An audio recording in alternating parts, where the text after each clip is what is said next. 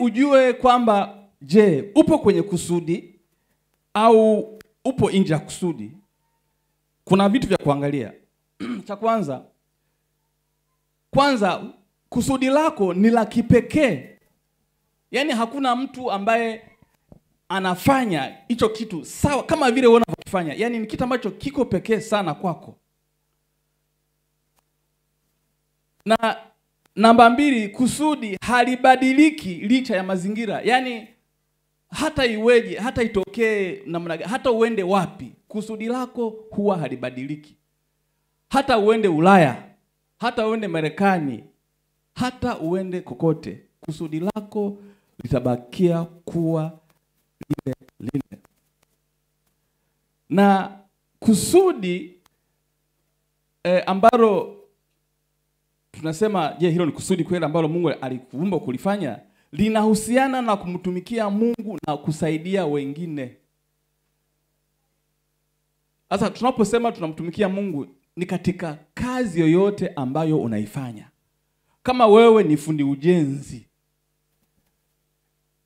kama wewe ni fundi magari, yani chochote kile ambacho wewe unafanya, je, ni kwa namna gani unamtumikia Mungu na watu wengine? Wewe ni mwimbaji, wewe ni mchungaji, ni mtumishi wa Mungu, ni kwa namna gani hicho unachokifanya kinamtukuza Mungu na kinawabariki watu wengine?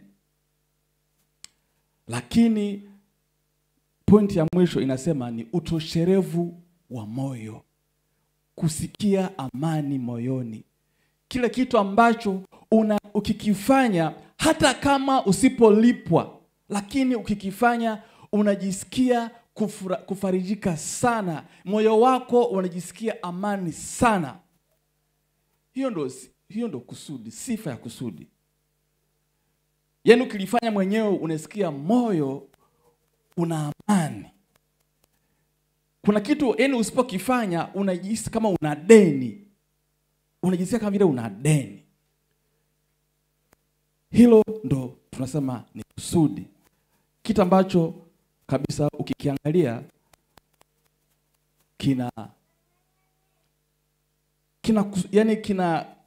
ukikifanya kinakupa amani moyoni. Sasa tumesema ukisha kuwa na kusudi lazima uwe na maono ya kutekeleza, maono ya kuishi hilo kusudi. Kwa sababu bila maono huwezi kufanya chochote. Sasa maono ni nini? Maono ni picha ya kile Mungu anataka ufanye. Ni picha ya kile Mungu anataka ufikie. Maono. Pengine wewe kusudi lako ni labda ni uimbaji.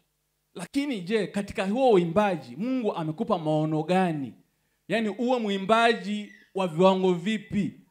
Uwe muimbaji wa level ya kikanisa, kanisani tu, au katika nchi nzima, au katika Afrika, au katika dunia nzima. Kwa hiyo lazima uwe na maono kwamba ndiyo mimi kusudi langu ni uimbaji, lakini je, nitakuwa naimba katika viwango vipi? Kwa hiyo lazima uwe na hayo maono. Haya.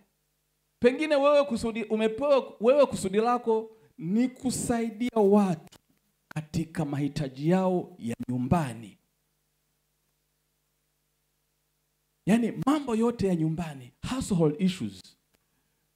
Wewe umeleta masuluhisho ya mambo ya nyumbani. Si mambo ya jikoni, chumbani, bafuni, mambo yote ya nyumbani. Lakini sasa ndiyo nikusudi. Sasa maono yako ni yepi? Unataka ufikie wapi?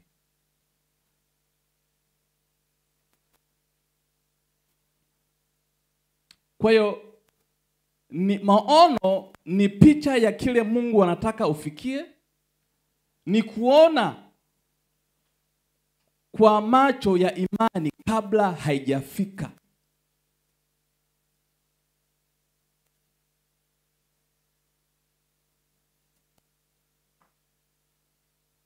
Yaani imani ni kuona kwa mambo ya imani kabla hajafika. Tunasema, Biblia inasema imani ni kuwa na uhakika na mambo yatarajiwayo, ni bayana ya mambo yasiyoonekana. Kwa hiyo una maono kwamba baada ya miaka mitano nitakuwa nimesupply mizigo yangu Tanzania nzima, au na biashara hii nitakuwa nina matawi katika mikoa 7.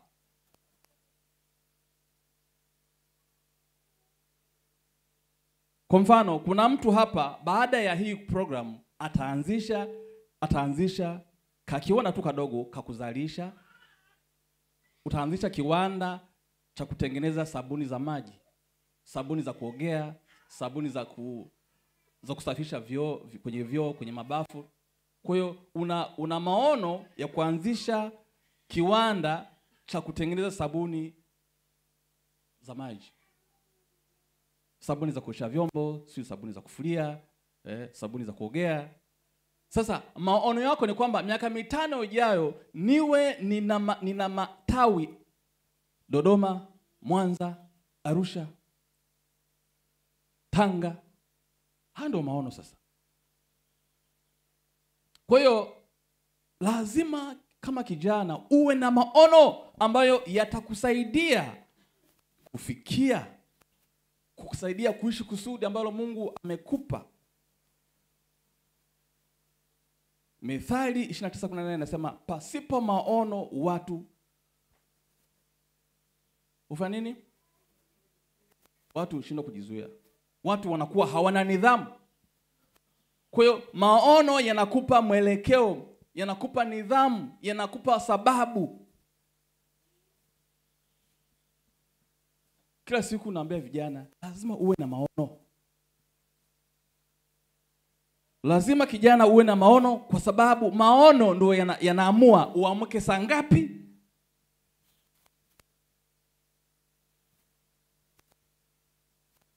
Kwa mfano, mimi maono yangu ya muda mrefu sana ni kuwa na afya njema. Kwa sababu afya sio mtaji jamani. Hata kuwa na afya njema unajua ni maono ya mtu. Na unajiwekea malengo kwamba kwa hiyo mimi lazima kila siku niamke mapema. Bwana sifiwe. Kwa hiyo lazima niamke mapema, lazima nitafanya mazoezi. Kuna mtu akiniona, kuna watu wengine tumesoma nao, wengine wana mavitambi huko sasa hivi wengine, lakini sasa anasema afya yangu mbona wako hivyo? Ni kwa sababu ya namna ambavyo mimi nimeamua kuishi, namna ambavyo mimi nimeamua kujidiscipline mwenyewe hata katika ulaji. Kwa hiyo kila kitu ni kuchagua tu, bwana mimi naishi hivi. Maono ulionayo. Bwana sifiwe. Kwa hiyo maono yanakupa mwelekeo. Ukishagundua kusudi, kama nilivyosema, ukishagundua kusudi, sasa lazima uwe na maono ya namna ya kutengeneza